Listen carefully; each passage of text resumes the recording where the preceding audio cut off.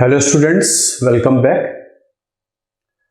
First of all, congratulations that you have chosen to take this theme-based test series for Prelims 2021. Hope you have solved your paper and have got your score. आपको answers भी मिल गए होंगे. Now let us discuss this paper. That theme-based first theme is religions and philosophies. As I have already spoken to you through my video that this particular test series is based upon themes. So I have covered history and polity, my areas, art and culture through various themes, so that we can complete the topic comprehensively, all the dimensions of the topic, so that nothing is left. And we believe that you are going to perform above board if you follow this test series seriously. Let us now discuss the questions of the first test. Cravings and wants in this world are the causes of all sufferings. तो पहला statement है cravings and wants in this world are the causes of all sufferings. ये statement किस religion का है? Jainism या Buddhism है या चारवाक है या आजीवक है? तो you know Buddha gave 4 noble truths, 4 आर्य सत्य, चत्वरी आर्य सत्यानि. उन्होंने 4 आर्य सत्य बताए हैं. And first he says that world is full of sorrows, first noble truth, and all the sorrows are caused by desires. So it is our cravings and wants, हमारी cravings और वांट्स हैं जो हमारी प्रॉब्लम की वजह बनते हैं, are the causes of all sufferings as Buddha said in his 4 noble truths. तो दिस इज अबाउट बुद्धिज्म. ये बुद्धिज्म से संबंधित है. The core philosophy of Buddhism is this, there is nothing except sorrows in this world. ये आपको मिल ही गए होंगे. Rigvedic Aryans did not worship, so give attention to the words not और इनकरेक्ट.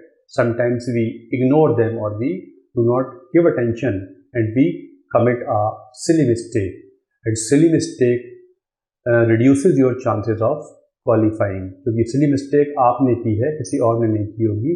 silly mistake वो होती है जो आते हुए क्वेश्चन गलत कर देना, वो हमारे स्ट्रेस से या अनअटेंशन से हो जाते हैं. तो be aware, be attentive.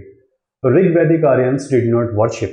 Rigveda की बात हो रही है. उस समय का जो रिलीजन है तो वो क्या एडवोकेट करता है कि ऋग्वैदिक आर्यंस मूर्ति पूजा, idols of gods, stone symbols, natural forces, इसमें से क्या पूजा नहीं करते थे? As per Rigveda they did not worship idols of gods and stone symbols, they worshipped gods in the form of natural forces.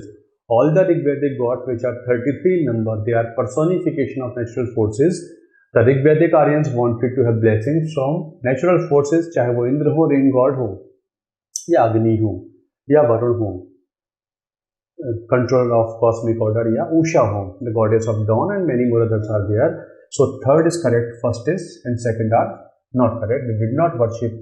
अभी मूर्ति पूजा, ऋग्वेद मूर्ति पूजा की बात नहीं करता है. Third statement, the Upanishadic thought revolves around the unperishable Brahman. बात हो रही है उपनिषदों की. जब वैदिक पीरियड अपने चरम पे आता है, वैदिक साहित्य अपने कल्मिनेशन पे आता है, तो उपनिषदिक थॉट में कन्वर्ट हो जाता है, जो फिलोसफिकल थॉट है वेदों का. इसलिए उसे वेदांत भी या वेदों का अंत भी कह देते हैं. मतलब वेदों का जो अंतिम पार्ट है दैट इज उपनिषद.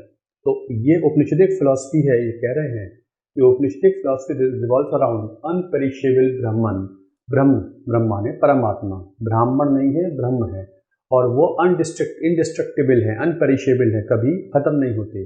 उस थीम के अराउंड चलता है उपनिषद. दूसरा, the Upanishadic thought is based on the path of knowledge, which takes one towards the universal soul, that is Brahm. और उपनिषद एडवोकेट द पाथ ऑफ ज्ञान मार्ग बताते हैं, और उस ज्ञान मार्ग पे चलेंगे तो हम वहीं पहुंच जाएंगे जहां से हम आए हैं. Both of them are correct. Upanishad revolves around the concept of universal soul, परमात्मा, और हम अगर ज्ञान मार्ग पे चलेंगे तो we will be in reunion with our origin. आत्मा परमात्मा का मिलन हो जाएगा, और जब इस चक्र से छुटकारा मिलता है तो मोक्ष की प्राप्ति हो जाती है, ऐसा उपनिषद बताते हैं. तो both the statements are correct about philosophy of Upanishads. Which of the following statements are correct about Buddha and his teachings? Buddhism के बारे में again, Buddhism and Jainism are important topics of exam. Many questions are set every year from Buddhism and Jainism. See, Buddhism के बारे में he presented before his followers a practicable path. उन्होंने अपने लोगों के सामने, followers के सामने practicable path रखी है. Elimination of human misery was is main concern. दुखों से छुटकारा मिले, ये उनका मेन कंसर्न है. Third, his 8-fold path was based on severe austerity. कठिनाई से भरा जीवन, संपूर्ण त्याग से भरा हुआ रास्ता उन्होंने बताया है. चौथा है, he did not involve himself in philosophical discussions regarding universal soul. इनमें से कौन से करेक्ट हैं? First is correct. Buddha advocated a middle path. मध्यम मार्ग बताया है. उन्होंने कहा ना तो चारवाक वाला एक्सट्रीम फॉलो करो. चारवाक 6th सेंचुरी फिलोसफी की एक विचारधारा है जो कहती है जो मटेरियल इंटेलिजेंस है उसमें आदमी को जाना चाहिए, जो भौतिक सुख साधन हैं वो यहीं के हैं, उन्हें भोगना चाहिए, सब कुछ यहीं का यहीं है, कुछ भी ऊपर जाता नहीं है क्योंकि लाइफ आफ्टर डेथ होती नहीं है. जैनिज्म का कहना है कि जितना भी त्याग हो सकता है, बहुत ही कठिन जीवन, बिल्कुल कंप्लीट रिनंसिएशन की जीवन जीना चाहिए, वो भी एक एक्सट्रीम है. बुद्ध ने मध्यम मार्ग बताया है, पहला करेक्ट है. बुद्ध ने कोई फिलोसफिकल मेटाफिजिकल डिस्कशंस को अवॉइड किया है, दुखों से छुटकारा हो जाए, यही उनका मेन कंसर्न रहा है. उन्होंने कभी सीवियर ऑस्टेरिटी का पाथ नहीं बताया. Third is not correct.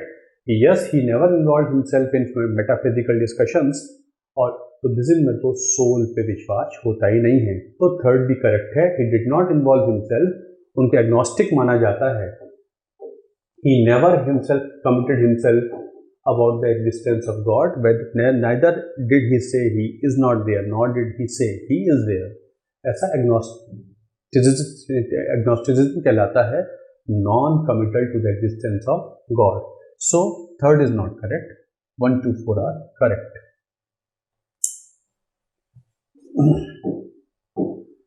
With reference to Buddhism and Jainism, which of the following statements is not correct? दोनों धर्मों की बात हो रही है. Buddhism and Jainism both laid emphasis on elimination or liberation from human misery.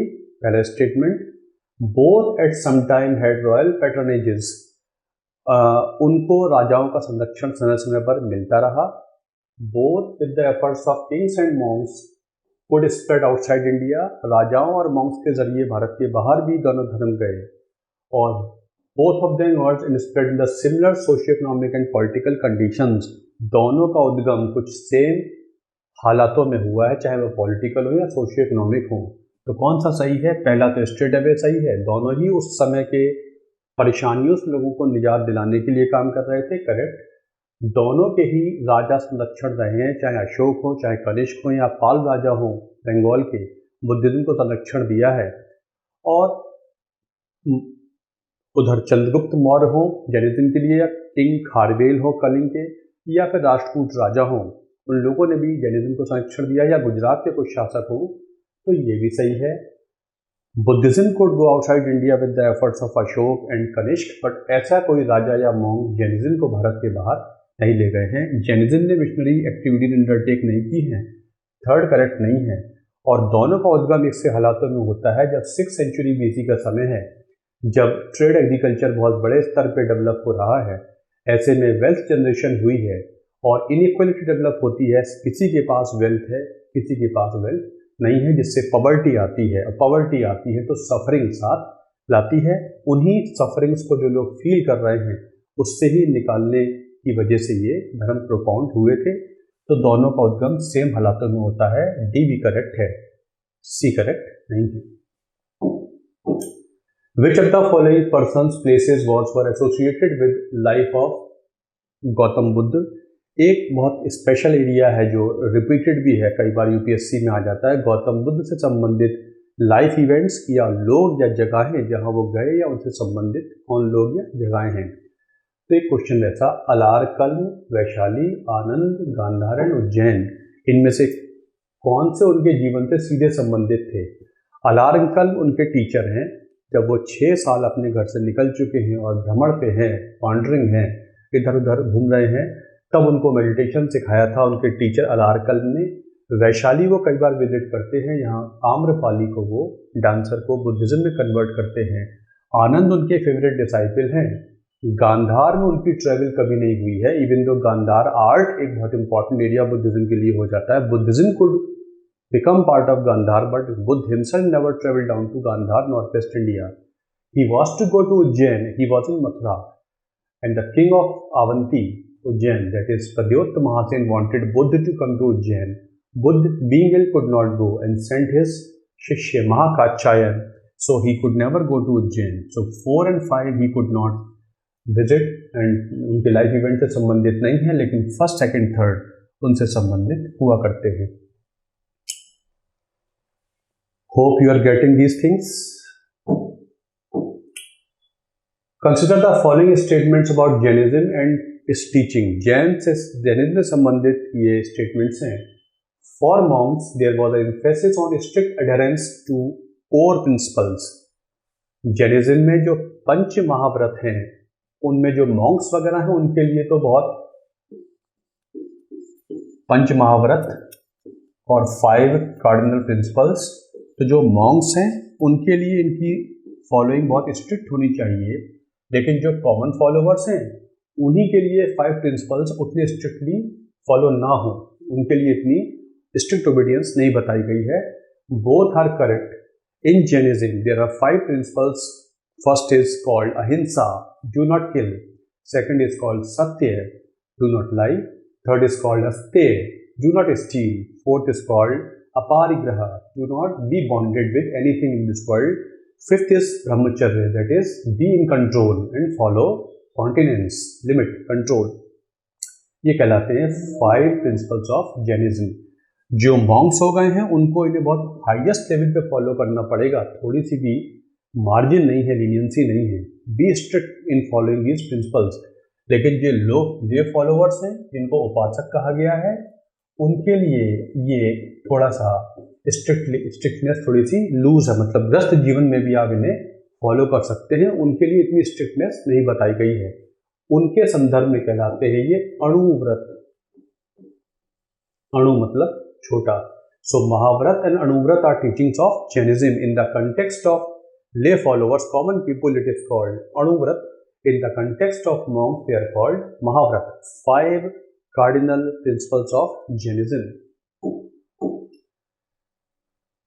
Consider the following statements about religious beliefs in the early medieval age. Early medieval age की बात हो रही है.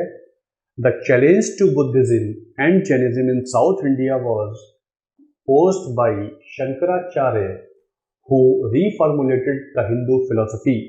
बुद्धिज्म और जैनिज्म को चैलेंज दिया early 9th century में शंकराचार्य ने, और हिंदू फिलॉसफी को आसान करके बताया, रिफॉर्मुलेट किया. पहला statement, Shankaracharya emphasized that there is no difference between the created and the creator. और जो है वो एपरेंट है, दिखता है नहीं, और रियल नहीं है. और ऐसा इसलिए होता है क्योंकि आपको सही ज्ञान नहीं है, इग्नोरेंस की वजह से होता है. Both the statements are correct. Around the early medieval age, Shankaracharya from Kerala, he advocated अद्वैतवाद. उन्होंने अद्वैतवाद बताया है. अद्वैतवाद का मतलब होता है नॉन डुअलिज्म, मतलब सुप्रीम सोल एंड मानव soul are one and the same thing. All the souls are small part of universal soul. तो उन्होंने इसलिए बुद्धिज्म जैनिज्म को चैलेंज दिया है उन्होंने, और हिंदू फिलॉसफी को रिफॉर्मुलेट किया है. बिल्कुल सही है. Taken from NCERT. एनसीईआरटी से लिया गया है question, Satish Chandra. Second, he emphasized that differences between the creator and created are apparent, not real, और due to ignorance.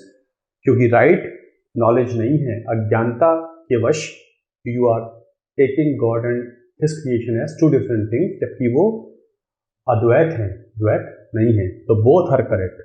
Hence, go for right kind of knowledge, said Shankaracharya.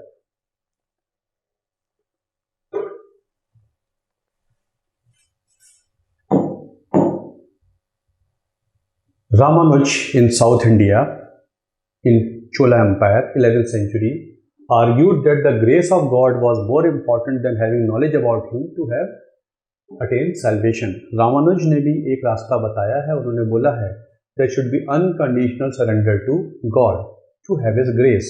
It is not necessary that only knowledge is the path of having grace of God. Correct?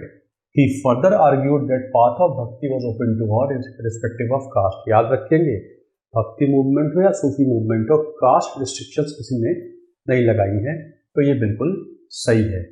Both are correct. Surrender yourself to God, have right deep faith in Him, and do not question, and just have faith. भक्ति सूफी के बारे में, the Bhakti and Sufi saints laid more emphasis on true faith rather than formal observances. Again NCERT correct. उन्होंने right faith पे बल दिया है, कर्म कांडीय धर्म या पूजा करना है, ये करना है, इन पे बहुत वजन नहीं दिया। Correct. Their teachings also led to growth of regional languages and literature. They used to teach in the regional languages, और उससे बहुत सारी पोइट्री, किताबें, लिटरेचर डेवलप हुआ है। रामचरितमानस भी इसका एग्जाम्पल है अवधी भाषा में। उधर तमिल भाषा में बहुत सारे लिटरेचर डेवलप हो जाता है। ऐसे तेलुगु कन्नड़ में भी लिंगायत का कन्नड़ लिटरेचर हो जाता है। सो ओरिजिनल लैंग्वेज लिटरेचर को भी बढ़ावा मिला है, उनकी जो टीचिंग्स और टीचिंग्स हुआ करती हैं। Both are correct.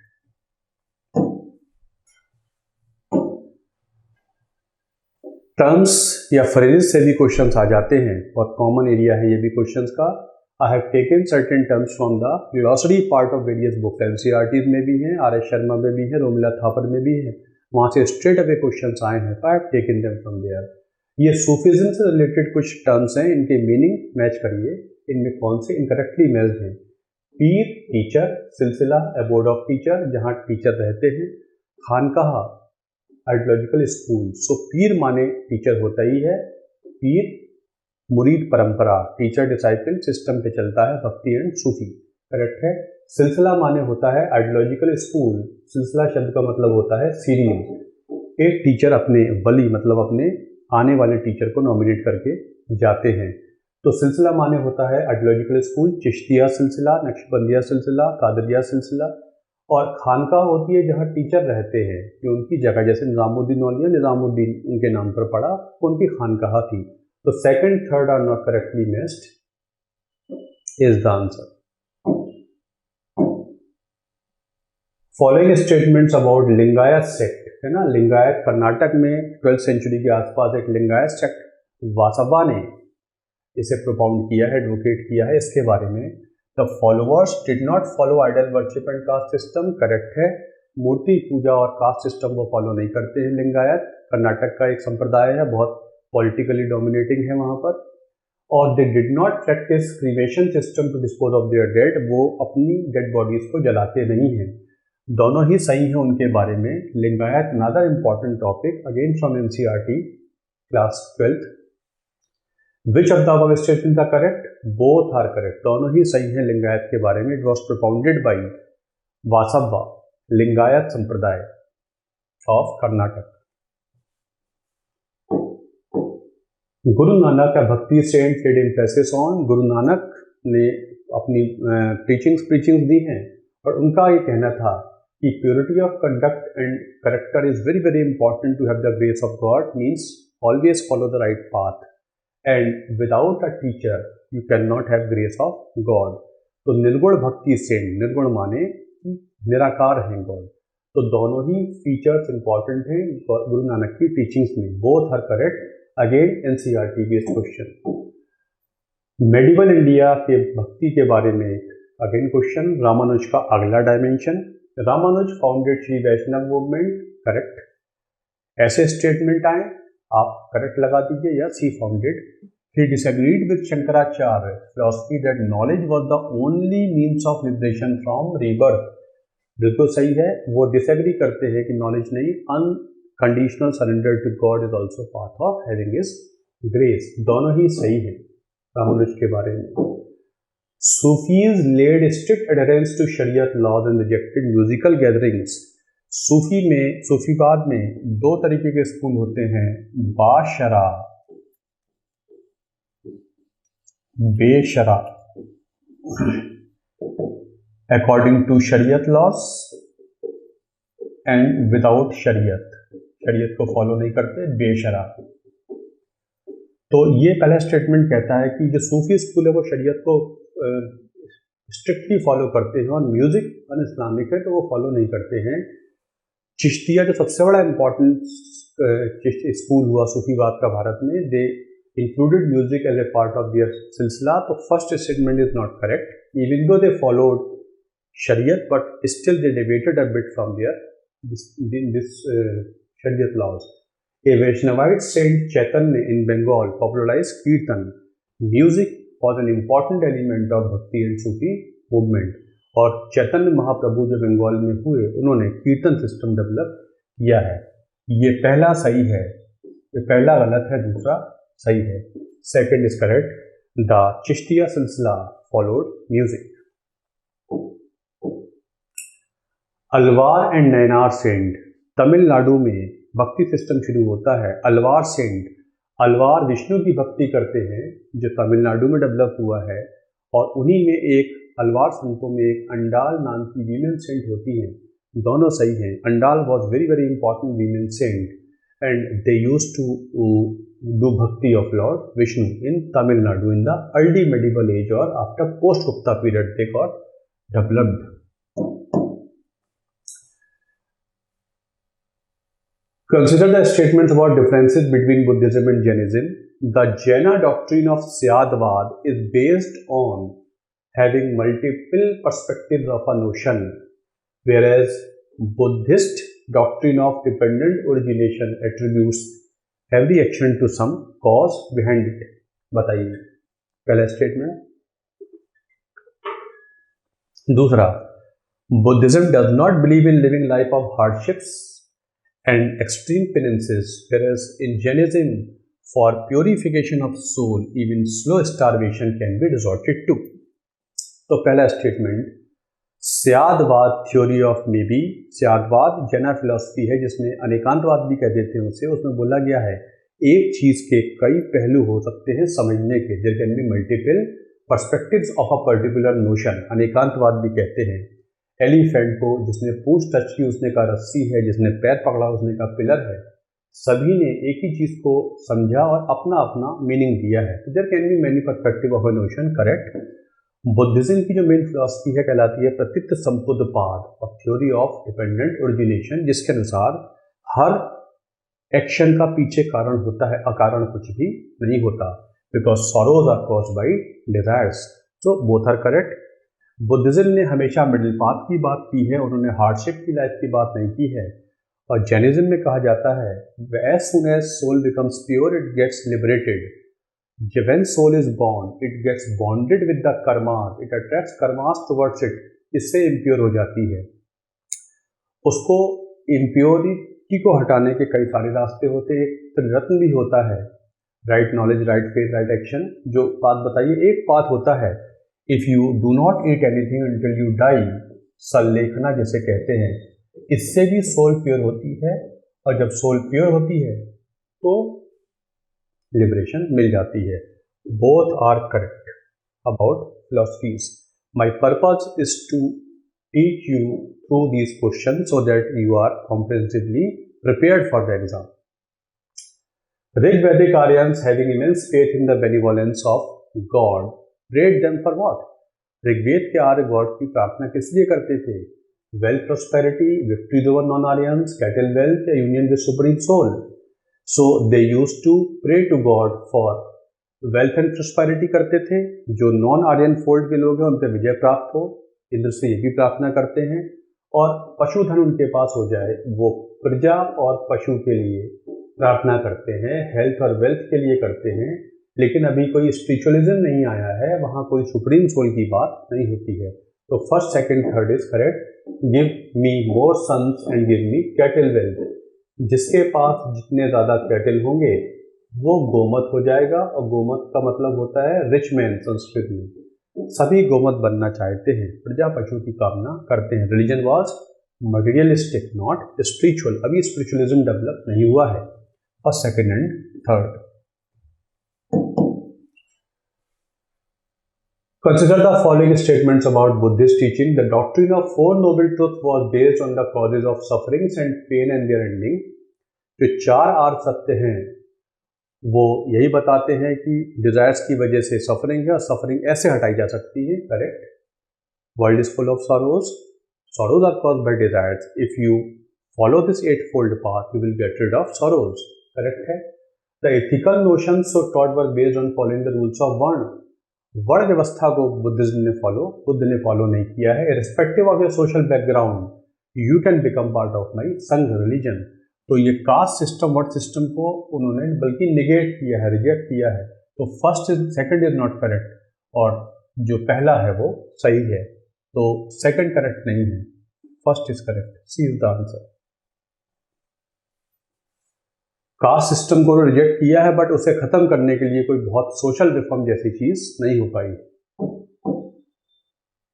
बुद्धिज्म से संबंधित कई बार क्वेश्चंस क्रोनोलॉजी के आ जाते हैं, तो यू कैन सी देम। उन्होंने 5 शिष्यों को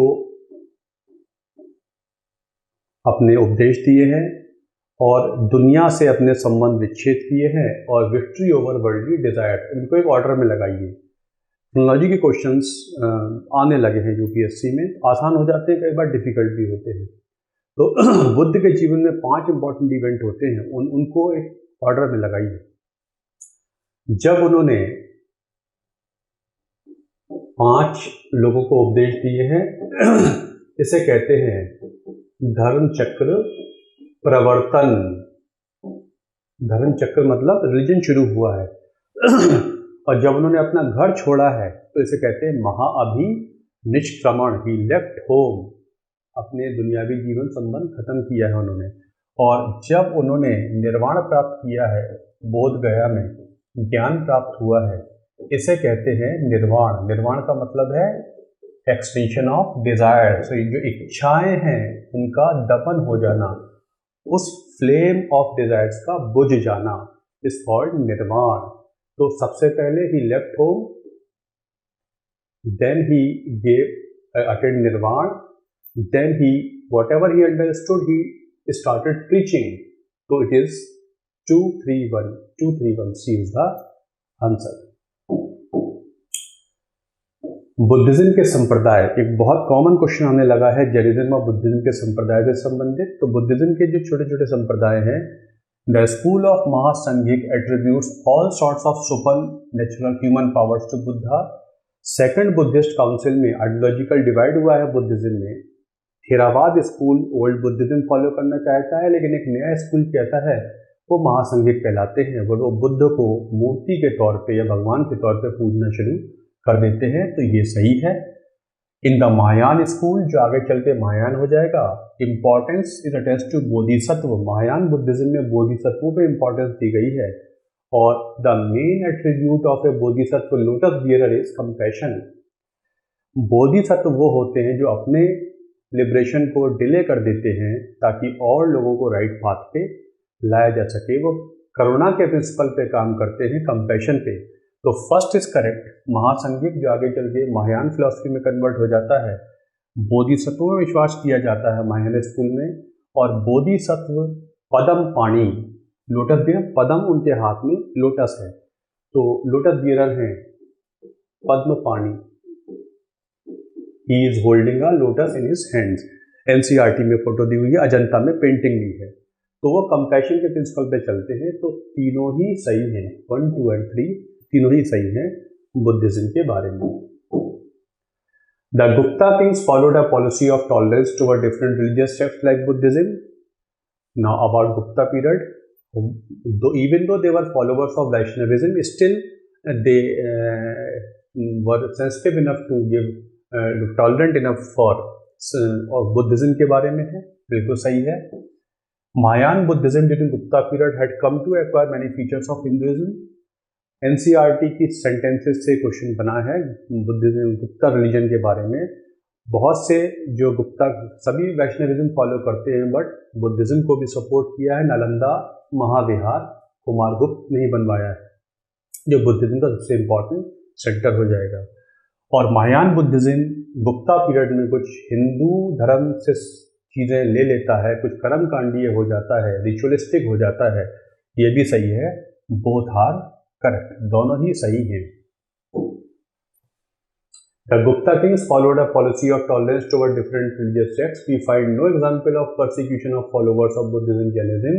This was also an account of change in the character of Buddhism, which had come to acquire many features of Hinduism. NCERT, Class 11th, R.S. Sharma, Ancient India, वहां से लिया गया है. Next question. The teachings of Buddha and rules of Sangha were reflective of the consequent sufferings the people were undergoing due to emerging material economy. जो बुद्ध की teachings हैं और जो संघ के नियम हैं वो उस समय के उभरते हुए वातावरण का रिफ्लेक्शन है, उस समय जो हालात थे. पहला स्टेटमेंट. दूसरा, बुद्धिज्म के डोर सभी के लिए खुले हुए हैं except women and lower classes. First statement is correct, second is not correct. Because of accumulation of wealth people were suffering. तो जो बुद्ध ने कहा कि उस समय जो उनकी टीचिंग्स थी कि you become sorrowful because you desire a lot, you wanted to have lot of wealth etcetera etcetera, उसे छोड़ा जाए. तो यस, उनकी टीचिंग्स उस समय के जो हालात हैं उसका प्रतिबिंब हैं. और संघ के नियम भी ऐसे ही हैं कि बिल्कुल सभी को रिलिंक्विश करके आना पड़ेगा, सब कुछ छोड़ के आना पड़ेगा. जिस पे कर्जा है वो संघ का मेंबर नहीं बन सकता. तो उस समय के जितनी भी चीज़ें हैं वो बिल्कुल उस समय के जो बुद्ध के नियम और जो टीचिंग्स हैं वो उस समय के कंडीशंस को रिफ्लेक्ट करती हैं. और ये स्टेटमेंट गलत है because Buddha said social background does not matter for me, anybody can become member of my sangha. Even in real you can say this thing, it was one of the way of emancipation of women and lower classes. उनको बहुत recognition मिली है Buddhism में, जबकि वैदिक धर्म में ये सब नहीं होता था. तो first is correct, second is not correct. First is correct.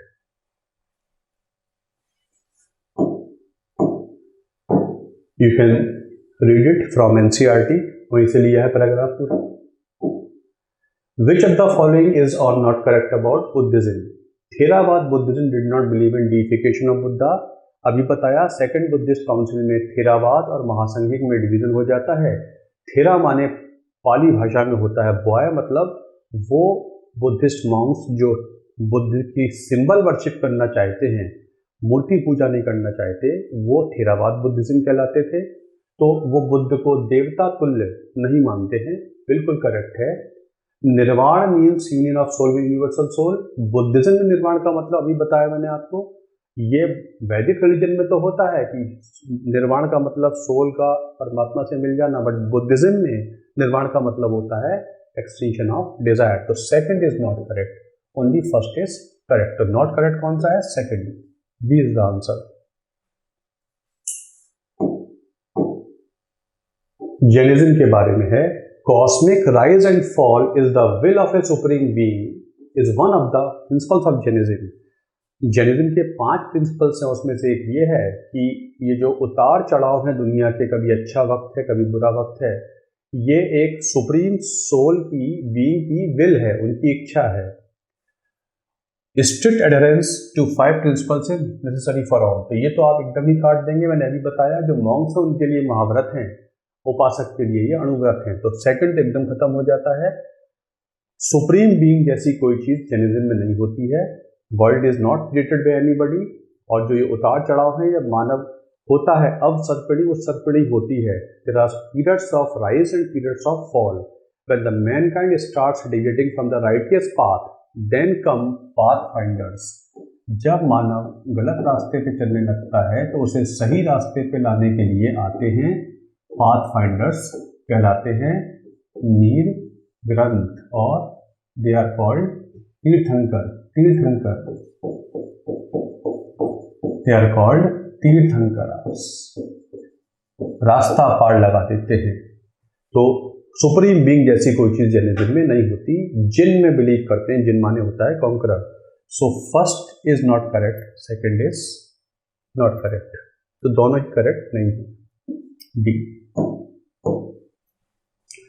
Doctrine of manyness of reality is a characteristic feature of Jainism. As I had told you, anekantavada.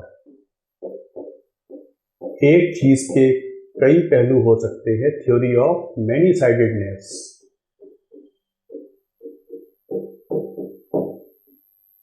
एक चीज के कई पहलू हो सकते हैं।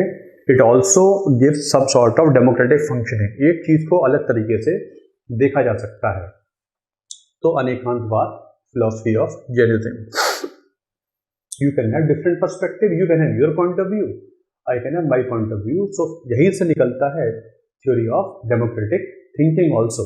तो एक चीज के कई पहलू हो सकते हैं is the philosophy of Jainism called anekantavada, also called स्यादवाद,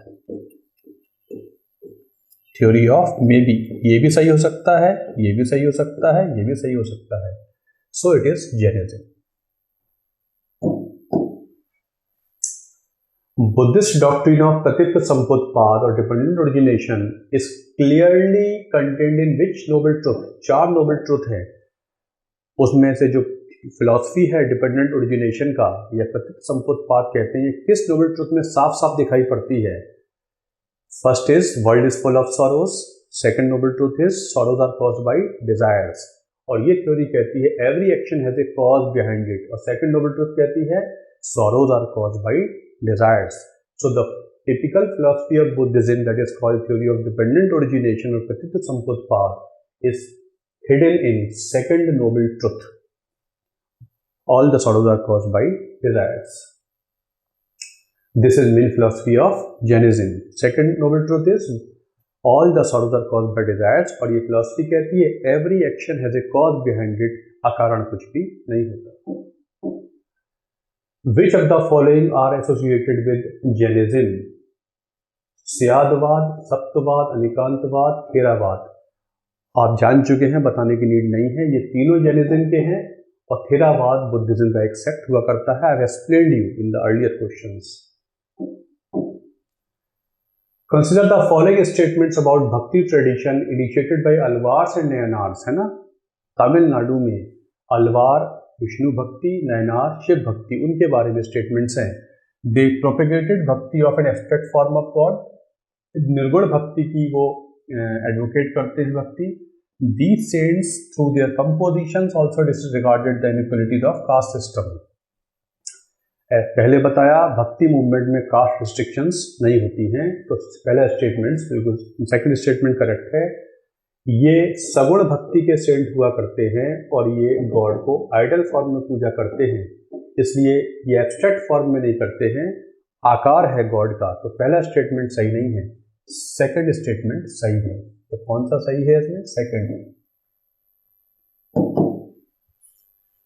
the believe that everything in this world is a manifestation of divine और has emerged from the supreme divine is well reflected in philosophy of, इस दुनिया में जो भी है वो Lord या God की विल का रिफ्लेक्शन है। कि ये अद्वैतवाद और तौहीद वजूदी इनमें से किस में है या दोनों में है?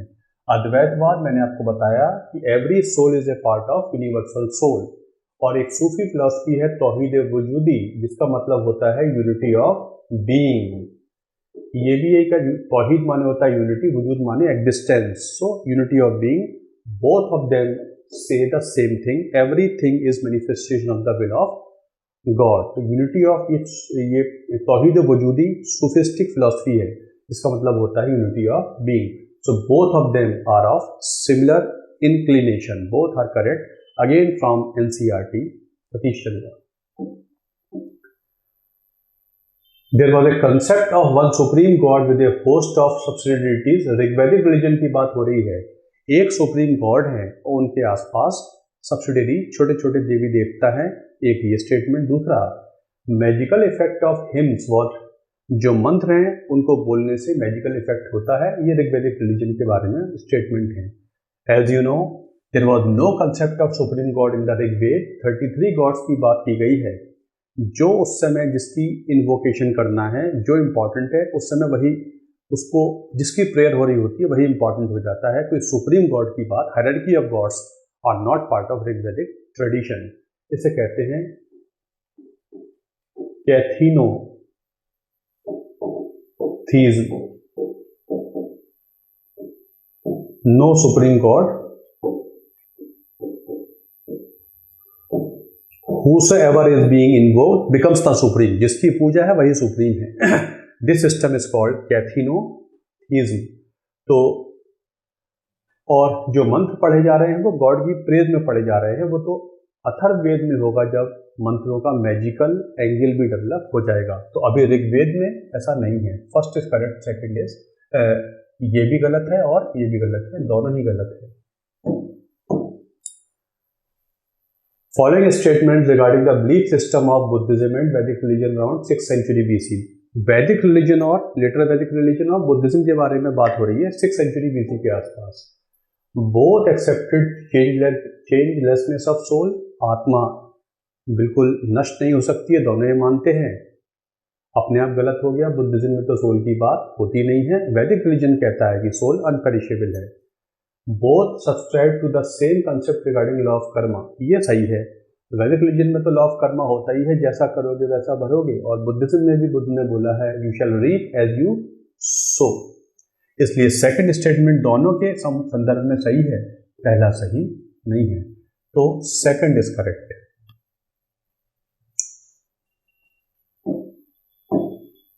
धर्म चक्र प्रवर्तन, you know one of the events of Buddhism, जब बुद्ध ने 5 लोगों को प्रथम उपदेश दिया है डियर पार्क में, इसे धर्म चक्र प्रवर्तन कहते हैं। तो इसकी मुद्रा से कई बार क्वेश्चन आ जाते हैं, मुद्रा से, है ना। तो जो धर्म चक्र प्रवर्तन मुद्रा है उसमें बुद्ध को कैसे दिखाया गया है, holding a wheel of law in his hand, इसे कहते हैं इवेंट को turning the wheel of law, मतलब धर्म चक्र प्रवर्तन जब उन्होंने पहला उपदेश दिया है तो बुद्धिज्म की शुरुआत मानी जाती है, धर्म चक्र को मोशन दे दिया है। तो धर्म चक्र उनके हाथ में है, ये धर्म चक्र प्रवर्तन मुद्रा है, या पद्मासन में वो एक प्लेटफॉर्म पे बैठे हैं जिसमें धर्म चक्र दिखाए गए हैं, ऐसा है, या he is holding some round thing spherical thing in his hands and moving like this, ऐसा है, या raising his hands with an open palm, कौन सा है। तो C is correct, he is having his hands towards his chest and as per interpretation in books all his teachings are coming from his heart and he is trying to move the wheel of law को move करने की कोशिश कर रहे हैं। C is correct, this is called धर्म चक्र प्रवर्तन मुद्रा। In the context of religious doctrines of heterodox sects of 6th century BC, match इनको करेक्टली मैच है कि नहीं चेक करिए। 6th century BC में वैदिक रिलीजन के अगेंस्ट नए नए धर्म उद्गम हुए हैं। उनकी फिलॉसफी के बारे में बुद्धिज्म है, जैनिज्म है, चारवाक है, आजीवक है। कौन किसका थीम क्या है, relativity of views, cause and effect, material intelligence and predestination. तो यू नो एक चीज के कई पहलू हो सकते हैं, जैनिज्म 1 का C, cause effect Buddhism, dependent origination I have told you clearly. Charvaka ने बोला, शुरू में बताया कि इस दुनिया में जो भौतिक संसाधन है उनका उपभोग जरूरी है, इससे ऊपर आगे कुछ नहीं होता। तो 3 का B, 1 का C, 2 का A। आजीवक संप्रदाय भी उस समय का है जो कहता है niyativada, everything is predecided, your actions can not bring any change to what is already decided, destiny, niyativada बताता है आजीवक संप्रदाय। तो 4 is D, answer is D। Niyativada, nothing can change, whatever it's to happen shall happen, your actions can not change anything, niyativada, Ajivika sampradaya of 6th century BC। जो orthodox से हटके हैं वो heterodox है। The Harappa religious system incorporated worship of both male and female deities. Harappa में जो evidences मिले हैं वो पशुपति महादेव या मदर गॉडेस की पूजा बताते हैं, correct. They worship animals and trees also, both are correct. NCERT R.S. Sharma class 11, both the statements are correct. They worship Pashupati Mahadev and mother goddess, they also worship trees and animals. Harappa के संदर्भ में दोनों statement correct हैं, वो इस तरीके की religious system follow करते हैं। Next, there are large number of evidences that prove that Hadappans practice sacrificial religion। ऐसे बहुत सारे एविडेंसेस जो कहते हैं कि वो कर्म कांडीय धर्म फॉलो करते हैं। दूसरा, many of the religious practices evidenced in Hadappan found their continuity in the Vedic period। और हड़प्पा धर्म जो हड़प्पा का धर्म है वो वैदिक पीरियड में कंटिन्यूएशन में दिखाई देता है। गलत है, कालीबंगन लोथल में सैक्रिफिशियल अल्टार्स तो मिले हैं, लेकिन वो कर्मकांडीय धर्म की तरफ इंगित नहीं करते, इंडिकेट नहीं करते हैं, और कोई कंटिन्यूटी भी दिखाई नहीं देती है। दोनों ही करेक्ट नहीं है। Only at few places Kalibangan evidence of fire altars have been found which do not show that there was a wide prevalence of sacrificial religion. No such similarity is found in the religious practices of both the periods. वैदिक धर्म में शिवलिंग की पूजा नहीं बताई जाती है, जबकि हड़प्पा में शिवलिंग की पूजा होती है। पशुपति महादेव की पूजा इंपॉर्टेंट बताई गई है हड़प्पा में, जबकि रुद्र एक बहुत माइनर गॉड है in the Rigveda. Which of the following sources reflect the religion of Harappans? इनमें से कौन से सोर्सेज जो हड़प्पन रिलीजन के बारे में बताते हैं? Obviously सील से भी पता लगा है, इमेजेस से भी पता लगा है, टेराकोटा की जो छोटी छोटी फिगरेंस हैं उससे भी धर्म के बारे में पता लग जाता है, और वो पत्थर वगैरह हाथ में बांधते हैं, सुपरस्टिशियस भी हैं। चारों ही हड़प्पन रिलीजन के बारे में इंडिकेट करते हैं। पशुपति सील मिली है, मदर गॉडेस की मूर्ति मिली है, टेराकोटा की छोटी छोटी चीज़ें मूर्तियाँ मिली हैं जो धर्म के बारे में बताती हैं, और वो मूर्तियों में दिखाया गया है, पिक्चरों में, इमेजेस में, कि वो हाथ में कुछ बांधे हुए हैं, जिसको सुपरस्टिशन भी कह देते हैं। तो चारों ही सही हैं जहाँ तक हड़प्पन रिलीजन के बारे में एविडेंसेस की बात है। Rigvedic religious belief system was largely based on, Rigveda का जो धर्म है वो किस पे आधारित है? Fulfilment of requirements of this world और fulfilment of requirement of next world. As I had told you, वो टिपिकल भौतिकवादी धर्म हुआ करता था, प्रजा पशु की कामना करता था। अब ये स्पिरिचुअलिटी डेवलप नहीं हुई है, तो नेक्स्ट वर्ल्ड जैसी कोई चीज़ ऋग्वैदिक रिलीजन में नहीं है। First is correct, second is not correct. पहले क्वेश्चन से ये क्वेश्चन समझ में आ रहे हैं। The kings of Vijayanagara ruled in the name of Virupaksha. Theme 2 NCERT class 12। ये एक इम्पॉर्टेंट सोर्स बनती जा रही है किताबें UPSC क्वेश्चंस के लिए।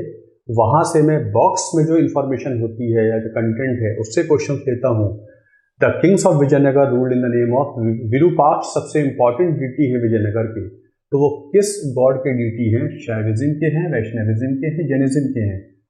तो इट इज विरूपाक्ष होता शैवा डीटी, वो शिव धर्म शैविज्म से संबंधित डीटी माने जाते हैं। विरूपाक्ष के नाम पर ही विजयनगर के राजा साइन करते हैं, ऐसा बताया जाता है। तो शैविज्म की डीटी है विरूपाक्ष, है ना, विजयनगर। Very important kingdom. बहुत सारे क्वेश्चंस प्रीलियो मेंस में आते हैं।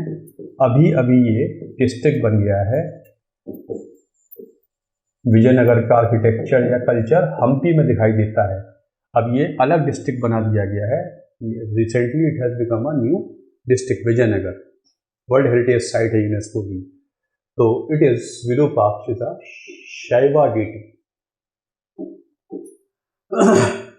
Again from theme box information, the teachings known as Bhagavati dharma are attributed to whom? Shankardev, Ramanuja, Surdas और चैतन्य। शंकरदेव आसाम के भक्ति सेंट हैं, इनकी टीचिंग्स को भगवती धर्म कहा जाता है। The teachings of Shankardev, the bhakti saint of Assam, are called Bhagavati dharma because they were based on Bhagavat Gita and Bhagavata Purana. ऐसे छोटे छोटे क्वेश्चन एग्जाम में आ जाते हैं। Again from theme, the phrase Karnataka samrajya is referring to kingdom of, ये चारों कर्नाटक के किंगडम्स हैं। होयसाल ऑफ द्वार समुद्र, उनके किंगडम को बोला गया है, या विजयनगर को बोला गया है, या चालुक्यास ऑफ बादामी उनको बोला गया है, या मैसूर का किंगडम अंडर वोडेयार डायनेस्टी इनको बोला गया है। As per box information in theme it is Vijayanagara को हिस्टोरियंस ने विजयनगर कहा, कंटेम्प्रेरी लिटरेचर में इसको कर्नाटक साम्राज्य ही बोला गया है as per book called theme. In its earlier view the Sankhya philosophy of, Hindu philosophy की 6 फिलॉसफी होती हैं, उनमें एक सांख्य है।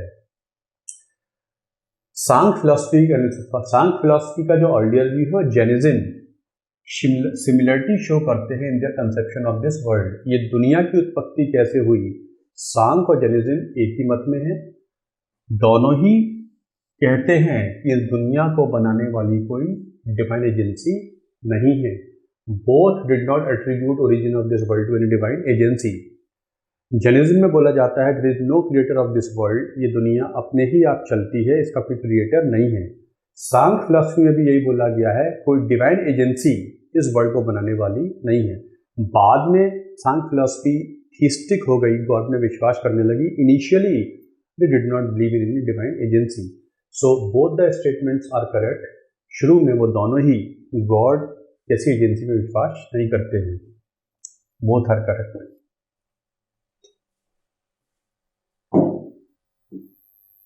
According to tradition of Chaitanya Mahaprabhu of Bengal, a devotee should rise to the level of bhakti where he can unite with Krishna.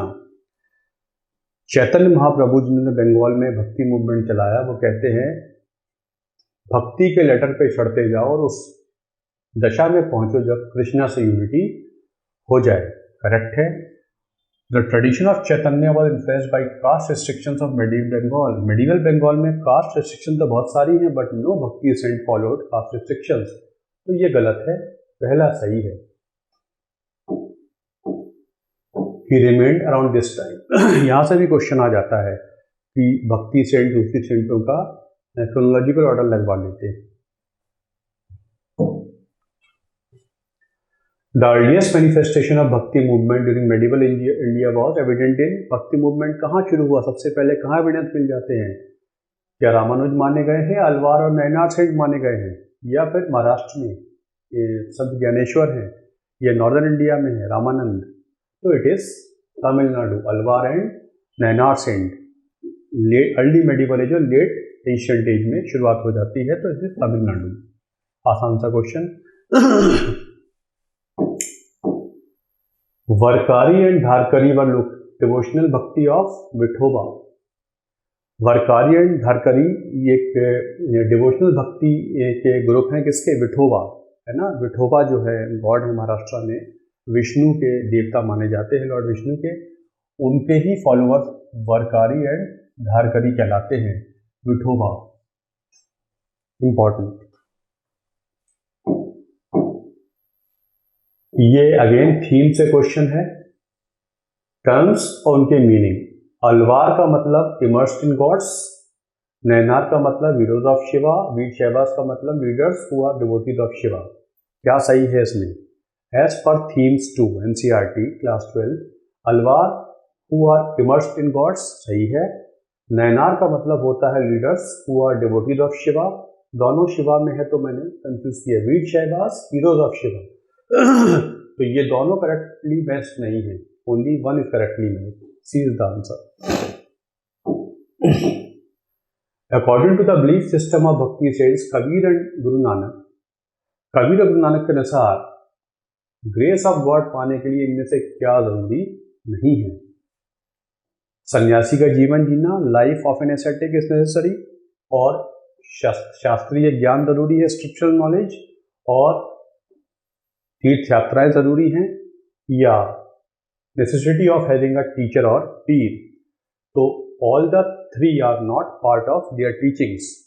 ना तो तीर्थ यात्राएं जरूरी हैं, ना ही शास्त्रीय नॉलेज जरूरी है, ना ही इस दुनिया से अलग हो जाना जरूरी है। Even in grihastha ashram you can have grace of God, but teacher is necessary. बिना टीचर के हरि नहीं मिल सकते। तो first, second, third are not necessary as per Guru Nanak and Kabir. The monastic organization of Sufis and some of their practices such as breathing exercises can be traced to Buddhist and Hindu yogic influence, again taken from NCERT. Chishtiya सिलसिला में वो प्राणायाम, योग और ये चीज़ें follow करते हैं, fast वगैरह, तो ये हिंदू और बुद्धिस्ट इन्फ्लुएंस से आया है। Correct. The schools in Sufism confined themselves to Islamic theology and were not influenced by any other practices. Again wrong. They inherited these traditions from Buddhism and Hinduism, और उन्होंने confined रखा है अपने आप को इस्लाम से, ऐसा नहीं है, बाहर से चीज़ें ली हैं, सही नहीं है। Third, Hindu and Buddhist practices seem to have been absorbed by Sufis even before they came to India, और ये जो चेंजेस उनके अंदर आए हैं ये भारत में आने से पहले आ चुके थे। Correct. Second is not correct, first and third are correct, taken from NCERT. इसको पढ़ेंगे आप तो समझ में आ जाएगा एक्सप्लेनेशन में, है ना। भारत में आने से पहले ही एब्जॉर्व कर चुके थे। टिपिकल एनसीईआरटी का पैराग्राफ है। Which of the following women saints bhakti movement were lord of Shiva? इनमें से कौन से शिव के डिवोटी भक्ति सेंट्स हैं? अमैयार, अंडाल एंड मीराबाई। आसान सा क्वेश्चन है। मीराबाई कृष्ण भक्ति मतलब वैष्णव भक्ति, अंडाल यू नो क्वेश्चन चूंकि कर चुके हैं तो समझ चुके हैं विष्णु भक्ति, अमैयार ये नायनार सेंट थी, she was Nayanar Saint Ammaiyar. तो शिव भक्ति is one only.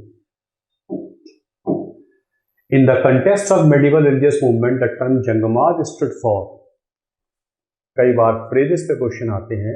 Medieval religious movement जो 14 से 17 सेंचुरी चला है, 16 सेंचुरी मेजर तौर पे, शुरू तो काफ़ी पहले हो गया है, उसमें जंगमास टर्म किसके लिए स्टैंड होती है? प्रीस्ट के लिए, रिलीजियस धार्मिक ग्रंथों के लिए, कर्म कांडों के लिए या सेक्रेड थ्रेड के लिए। तो यू नो जो लिंगायत संप्रदाय है कर्नाटक का, उसके जो प्रीस्ट होते हैं उनको जंगमास कहते हैं, जिनको लॉर्ड शिव का रीइंकार्नेशन माना जाता है। Jangamas are the priest of Lingayat sect. These priest are considered as incarnation of lord Shiva. उनका शिवा का इनकार्नेशन मानते हैं। सो these are explanations of the first test themes and religions of ancient and medieval India. Hope you enjoyed this lecture and definitely you have got something more out of these lectures. NCERTs and themes are well covered along with Romila Thapar and other books. इसी तरीके से हम हर test का discussion करते जाएंगे। So thank you very much. आगे test देते जाइए, समय पर टेस्ट दीजिए, डिसिप्लिन को फॉलो करिए, टेस्ट बहुत यूजफुल रहेंगे आपके लिए। Thanks a lot.